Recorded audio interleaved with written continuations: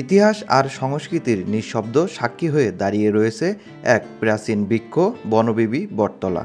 প্রায় ৩.৫ একর জমির উপর বিস্তৃত এই বিশাল বটগাছ শুধু একটি বৃক্ষই নয়, বরং এটি একটি জীবন্ত ইতিহাস, ধর্মীয় বিশ্বাস আর সাংস্কৃতিক ঐতিহ্যের অমূল্য নিদর্শন।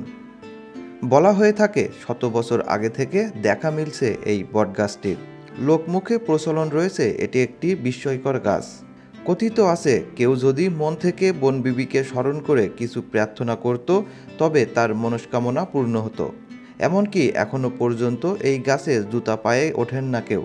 বর্তমানে বনবিবি বটতলা একটি জনপ্রিয় বিনোদন কেন্দ্র।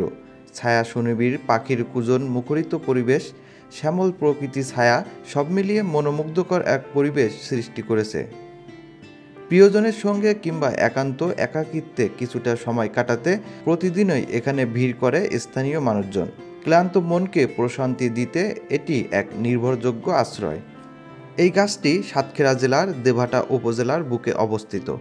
উপজেলা পরিষদের উদ্যোগে প্রতি বছর পহেলা বৈশাখ উপলক্ষে এখানে জমে ওঠে উৎসবের রঙিন আবহ। স্থানীয় সাংস্কৃতিক দলগুলোর পরিবেশনায় মুখর হয়ে ওঠে বটতলা প্রাঙ্গণ।